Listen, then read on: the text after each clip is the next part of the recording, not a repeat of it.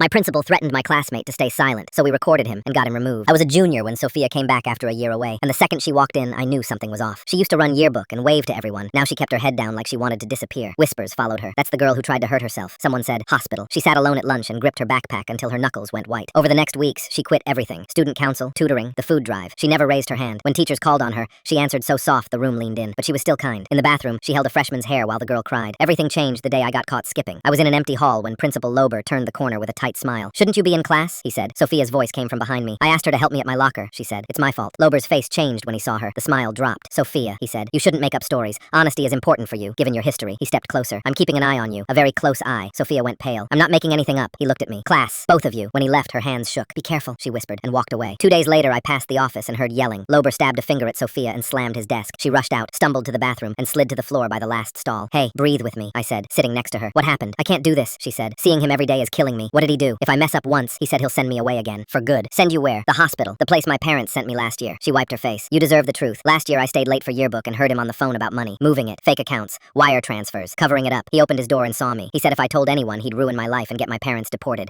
He knows our paperwork and my doctors. One call, he said, and I'm gone. I tried to carry it and I broke. That's why I got sent away. Now he's warning me again. Why didn't you tell someone? Who? She said. He runs everything here. I took her hand. Then we don't tell. We show. We get proof. He'll find out, she said. Not if we plan it. We needed 2 things. His words on record and paper that looks wrong. The next morning my friend Jenna swiped us into the attendance office where she worked first period. She printed the activity fund reports. In the library, Sophia traced lines with her finger. Totals didn't match. They were round transfers with no notes. Not proof, but smoke. For the recording, we picked the back stairwell by the auditorium. He checks there before homeroom, she said. We taped a cheap recorder under the top step and set an alarm for 7:05. When the bell rang, Sophia stood at the landing and waited. At 7:09, the door opened. Lober almost ran into her. He saw me at the bottom and lifted his chin. We need to talk, he said. Not here. He took 1 step down. She stayed at the top. You're on thin ice, he said low. 1 note from me and you're gone again. Do you understand? I didn't do anything, she said. You don't have to, he said. Miss 1 counseling check-in, or lie once, and I make a call. Keep your mouth shut. He smoothed his tie and left by the side door. We grabbed the recorder and ran to the library. We hit play. His voice filled the room. Thin ice. Gone again. Make a call. Keep your mouth shut. Sophia pressed a hand over her mouth and nodded. Okay. We saved the audio to 2 flash drives, emailed a copy to a new account, and printed a packet with the odd transfers. The school board met Thursday night in the cafeteria. Let's go, I said. Bring the packet. I'll speak. She nodded. We waded through the agenda. When public comment opened,